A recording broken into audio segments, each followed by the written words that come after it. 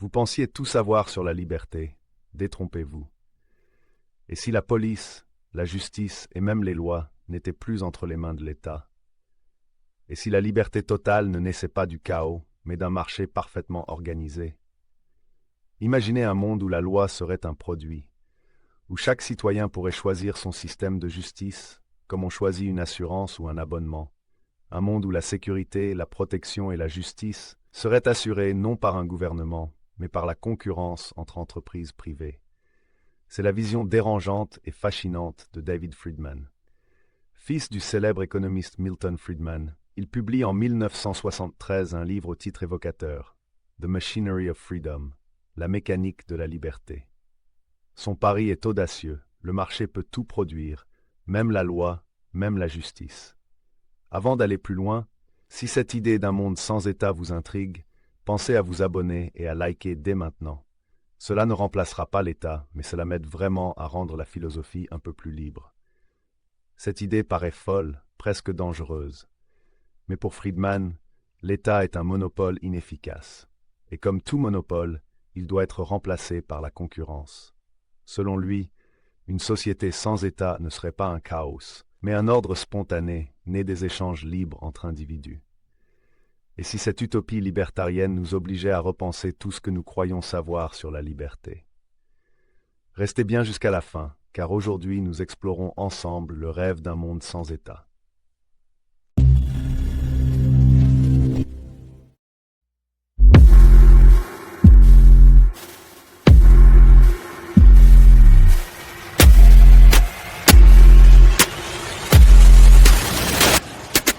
Année 1970. Le monde traverse une profonde crise de confiance. Les États-Unis sortent à peine du Vietnam, l'économie mondiale vacille, l'inflation explose, et partout, la promesse du progrès planifié semble s'effondrer. Les grandes puissances doutent de leur modèle. Le rêve d'un État protecteur, garant de la prospérité, se transforme peu à peu en cauchemar bureaucratique. Les gens paient plus d'impôts, mais reçoivent moins de résultats. C'est dans ce climat de désillusion qu'émergent de nouveaux penseurs. Des économistes comme Friedrich Hayek ou Milton Friedman défendent la liberté des marchés contre les lourdeurs de la planification étatique. Pour eux, moins d'État signifie plus d'innovation, plus d'efficacité, plus de liberté. Mais un homme plus jeune, plus audacieux, va pousser cette logique jusqu'à ses limites. Son nom, David Friedman.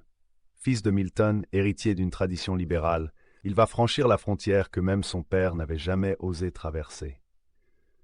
Là où les libéraux veulent limiter l'État, David Friedman propose tout simplement de le supprimer. Et contrairement à d'autres penseurs comme Robert Nozick, il ne fonde pas sa théorie sur la morale, ni sur des droits naturels. Non. Il part d'un raisonnement froid, mathématique, presque mécanique. Si le marché est efficace pour tout, pourquoi ne le serait-il pas pour la loi elle-même? Et si la sécurité, la justice et même la police pouvaient être gérées comme des entreprises? Un monde sans gouvernement, sans monopole, sans contrainte, mais où la liberté deviendrait le produit le plus convoité. Première étape. Tout commence par une question simple, mais explosive. Pouvons-nous vraiment faire confiance à l'État? Pour David Friedman, la réponse est non. Il considère l'État non pas comme une autorité morale ou un arbitre neutre, mais comme une entreprise monopolistique. Une entreprise très particulière, puisqu'elle s'impose à tous, fixe ses prix, que nous appelons les impôts, et interdit à quiconque d'offrir le même service. En d'autres termes, l'État vend la sécurité, la justice et l'ordre, mais sans concurrence, sans transparence, sans véritable responsabilité. Résultat, inefficacité, lenteur, abus de pouvoir et parfois même corruption. Friedman observe alors ce paradoxe. Dans le commerce, les entreprises qui abusent de leurs clients disparaissent. Mais dans la politique, celles qui échouent grandissent encore plus. Alors il pose une question radicale. Et si la justice n'était pas une fonction publique, mais un service comme un autre, que chacun pourrait librement choisir? Dans son ouvrage The Machinery of Freedom, publié en 1973, il imagine un monde où la protection des droits serait assurée par le marché. Un véritable marché de la sécurité, où différentes agences offriraient leurs services de défense, d'arbitrage ou de médiation, en concurrence les unes avec les autres. Ces agences ne seraient pas fondées sur la coercition, mais sur le contrat. Elles devraient convaincre leurs clients, garantir leur sécurité et surtout préserver leur réputation. Deuxième étape. La loi devient un produit. Dans ce modèle, chaque citoyen souscrit à une agence de défense, exactement comme on choisit une assurance ou un opérateur téléphonique. Il paie pour être protégé, et son contrat définit les règles du jeu, ce que l'agence peut faire et ce qu'elle doit respecter. En cas de conflit entre deux individus appartenant à deux agences différentes, ces dernières ne s'affronteraient pas par la force. Elles feraient appel à un arbitre indépendant, choisi d'avance par contrat. Cet arbitre rendrait une décision reconnue par les deux parties. Pourquoi obéir à cette décision? Parce que la réputation est au cœur du système. Une agence qui trahit les accords perd ses clients. Une agence qui ment ou utilise la violence disparaît. C'est la main invisible du marché, appliquée à la justice. Et dans ce marché de la loi, les règles les plus justes, les plus efficaces et les plus respectées seraient celles qui attireraient le plus de clients. Autrement dit, la concurrence produirait la paix. Troisième étape, réinventer l'ordre sans autorité centrale. Dans une société fondée sur ce modèle, il n'y aurait plus de gouvernement unique, plus de ministère de la justice, plus de police d'État, mais un réseau d'acteurs privés, librement choisis, qui garantirait la sécurité à travers des contrats et des incitations économiques. Ce système, selon Friedman, serait plus stable que la démocratie elle-même. Pourquoi? Parce qu'il ne reposerait pas sur la foi dans les politiciens, mais sur la logique des intérêts individuels. Chaque individu aurait intérêt à vivre dans un environnement pacifique, car la violence coûte cher. Chaque agence aurait intérêt à protéger ses clients, car la confiance, c'est sa seule ressource. Et chaque arbitre aurait intérêt à être juste, car sa crédibilité dépend de sa neutralité. Ainsi, la loi ne serait plus imposée d'en haut, mais émergerait d'en bas, comme un équilibre spontané né de millions d'accords volontaires. C'est là toute la révolution de Friedman. Remplacer le contrôle politique par l'ordre économique, la contrainte par la coopération et l'autorité par la concurrence.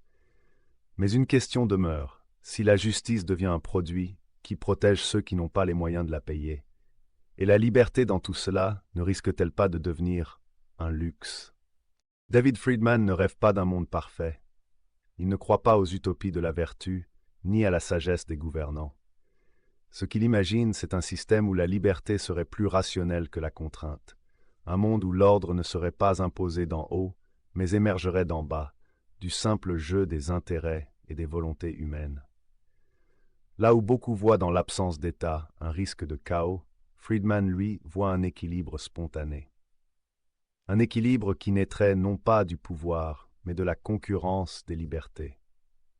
Il renverse ainsi la perspective traditionnelle. Là où l'on croit que la loi fonde la liberté, il répond « non, c'est la liberté qui engendre la loi ». Et c'est peut-être là le cœur de sa provocation. Friedman ne demande pas que nous croyions en la bonté de l'homme, mais que nous fassions confiance à l'intelligence des mécanismes sociaux. Pour lui, l'ordre n'a pas besoin d'un maître pour exister. Il suffit d'incitations bien placées, de contrats justes et d'un peu de raison économique. Dans The Machinery of Freedom, il écrit cette phrase simple mais vertigineuse. La loi n'a pas besoin d'un maître pour exister. Elle peut émerger du jeu libre des volontés humaines. Une idée qui dérange autant qu'elle fascine. Car si tout devient marché, si la loi, la sécurité et la justice deviennent des biens comme les autres, alors que reste-t-il du bien commun? Cette question, Friedman la laisse volontairement ouverte.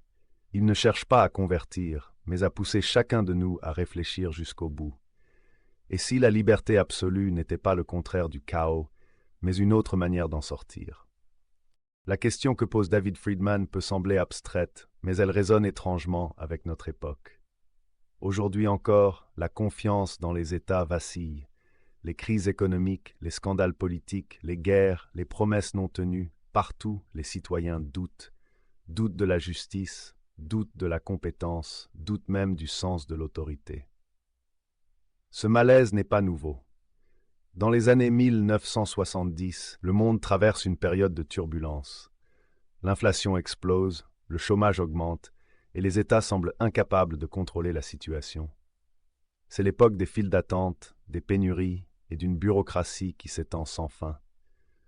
C'est aussi le moment où certains esprits rebelles, comme Friedrich Hayek ou Milton Friedman, commencent à défendre une idée simple, presque provocante. Et si le marché, malgré ses excès, était plus efficace que l'État pour organiser la société? David Friedman, le fils de Milton, va alors pousser ce raisonnement jusqu'à son extrême logique. Là où son père voyait un État à réformer, lui imagine un monde où l'État n'aurait plus aucune raison d'exister. Pour lui, la justice, la sécurité et même la loi pourraient être produites par le marché, comme un service, comme un contrat, comme une simple transaction économique. Cette vision est déroutante parce qu'elle sape la base de notre imaginaire collectif, l'idée que sans État, il n'y aurait que le désordre. Mais Friedman pense l'inverse. Il croit que le désordre naît de la centralisation et que la véritable stabilité se trouve dans la liberté elle-même. Une idée choquante? Peut-être, mais une idée puissante, car elle nous force à reposer une question essentielle. Qu'est-ce qui crée réellement la paix et la justice? Le pouvoir ou la coopération? Et ce n'est que le début. Car dans le prochain épisode, nous plongerons plus loin dans cette utopie. Comment, concrètement, un marché pourrait-il produire et appliquer la loi? Et surtout, peut-on vraiment faire confiance à la liberté totale? Alors, abonne-toi à Sagesse Intemporelle pour ne pas manquer la suite, car comprendre les utopies, c'est toujours comprendre nos propres limites.